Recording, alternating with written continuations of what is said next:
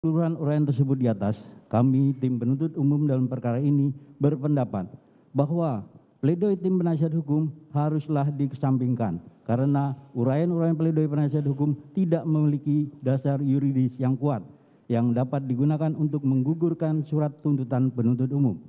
Berdasarkan hal-hal tersebut di atas, penuntut umum memohon kepada majelis hakim yang memeriksa dan mengadili perkara ini untuk 1. Menolak seluruh pledoi dan dari tim penasihat hukum terdakwa Richard Eliezer Budiang Lumiu.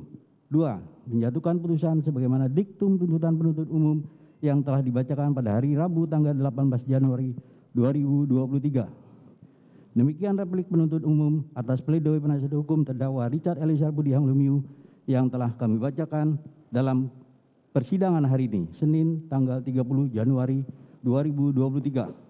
Selanjutnya, kami menyerahkan sepenuhnya kepada majelis hakim yang mulia untuk memutuskan perkara ini dengan seadil-adilnya. Sekian, terima kasih.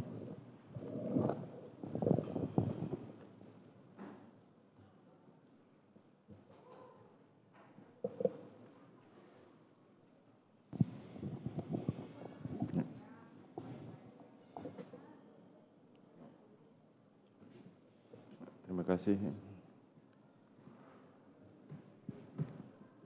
Baik, selanjutnya kami memberikan kesempatan kepada penasihat hukum untuk menanggapi replik dari penuntut umum dan kami akan tentukan pada hari Kamis yang akan datang untuk dupliknya.